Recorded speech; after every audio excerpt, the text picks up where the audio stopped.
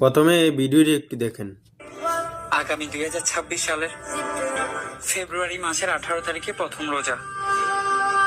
নবীজি বলেছেন, যে ব্যক্তি রমজান মাসের খবর আগে পৌঁছে দিবে তার জন্য জাহান্নামের আগুন হারাম হয়ে যাবে।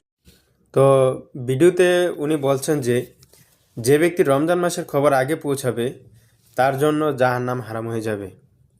আসুন দেখি, এটা কি আসলে রাসূল সাল্লাল্লাহু আলাইহি সাল্লামের কথা? না, এই ধরনের কোনো কথা রাসূল সাল্লাল্লাহু আলাইহি সাল্লাম বলেন নাই। এটা মিথ্যা ও বানোয়াট কথা। এসব থেকে সবাই বিরত থাকবেন।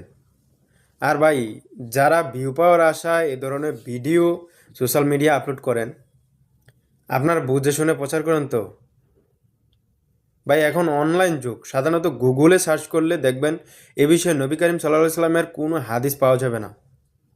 রাসূল সাল্লাল্লাহু আলাইহি সাল্লাম স্পষ্ট করে বলেছেন, যে ব্যক্তি ইচ্ছাকৃতভাবে আমার নামে মিথ্যা প্রচার করবে সে যেন জাহান্নামে তারা আসন গ্রহণ করে নেয়। তাই যাচাই ছাড়া কোনো কথা প্রচার করবেন না।